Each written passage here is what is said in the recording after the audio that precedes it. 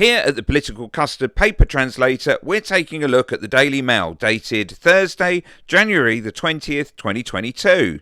And a quick recap on Boris Johnson. All of the opposition parties are calling for his resignation. Is he now going to do the decent thing and resign? Some of his own MPs are saying his position is untenable. And everyone else can see that he's broken the rules, so you just think his position is completely untenable now? Yes. And even David Davis in the Commons got up to say to Johnson, "In the name of God, go." So, with all that in mind, the Daily Mail says Putin poised to start a war. Inflation soaring, yet a narcissistic rabble of Tory MPs are trying to topple PM. Okay, let's stop there. A few things to point out.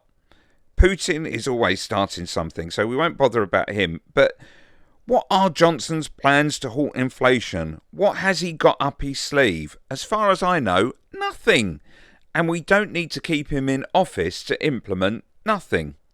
Then, I want to point out that the Mail calls these Tory MPs narcissistic. This is incredible, as Boris Johnson is a prime example of a narcissistic individual. I also want to point out the use of the word rabble. The definition of rabble is a disorganised, disorderly crowd. So the Mail wants to create an impression that these MPs are vain and all over the place, lashing out in fear. Again, do you not know anything about Boris Johnson? Whether he was asked, what would you like to be when you grew up? And he said, world king. Anyway, back to the headline. MPs are trying to topple PM who's leading us out of COVID. Ugh. Today, as their plot crumbles, the Mail echoes one of their ringleaders to tell them, in the name of God, grow up.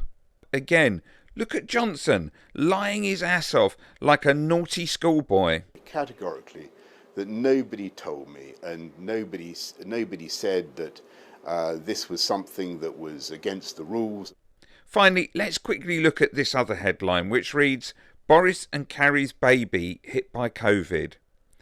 This is such a shameless attempt to gather some sympathy for Johnson that it literally makes me feel sick.